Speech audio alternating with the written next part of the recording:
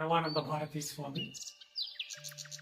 ఈ వీడియో ప్రత్యేకంగా ఎందుకు పెడుతున్నాము అంటే, అసలు హూ ఆర్ యూ, మీరెవరు, మీరు ఎక్కడి నుంచి వచ్చారు, మీరు ఎక్కడి నుంచి వచ్చారని మీకు తెలుసు.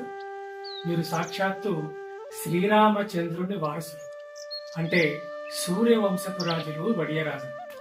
మరి అటువంటి సూర్యవంశపు రాజులు ధర్మం పట్ల చాలా పాజిటివ్గా చెప్తూ ఉంటారు.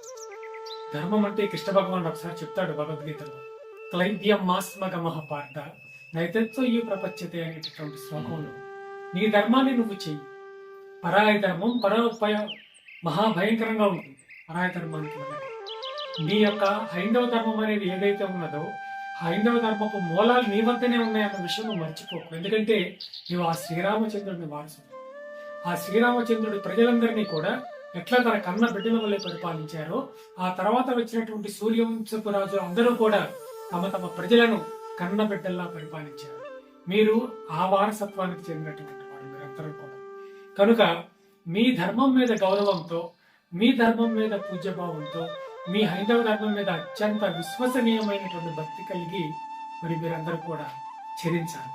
పరమశివుడి ఉద్దేశం కూడా అదే. పరమశివుడు సాక్షాత్తు జగదాంబ యొక్క అమ్మవారు కూడా దీనినే ఈ విధానాన్ని ఆశీర్వదిస్తూ ఉంటారు. ఎవరైతే తమ ధర్మాన్ని అనుసరిస్తూ ఉంటారో, అంటే క్లైబ్యం మాస్మగ మహాపార్థ నైతత్వ ఈ ప్రపంచతే అంటే ఎదురుగా ఉన్నవారు ఎవరు, పక్కనే ఉన్నవారు ఎవరు అని ఆలోచించకుండా ఏదైతే ఈ యొక్క ధర్మం, ఏదైతే నీ ధర్మం నీకు చెబుతుందో దానినే పాటించు అని అర్థం. కనుక మీరు స్వీకరించినటువంటి, మీరు ఉన్నటువంటి, మీరేదో కొత్తగా ఈ ధర్మంలోకి రాలేదు, మీ పూర్వీకులు, మీ వంశస్థులందరూ కూడా చక్కటి యొక్క పరమ పవిత్రమైనటువంటి సనాతన భారతదేశంలో ఈ సనాతన హైందవ ధర్మంలో నిలిచి హైందవ ధర్మం కోసం ఎంతో పాటుపడుతూ ఉన్నారు.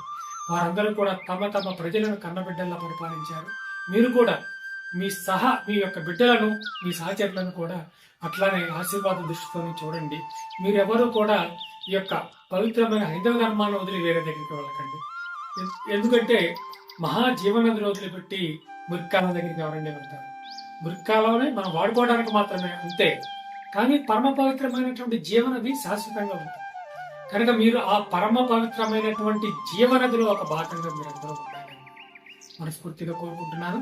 ఆ సర్వేశ్వరుడి మీకు సతదా సర్వదా శాస్త్రద ఆశీర్వదించిన కాక. హరి ఓం.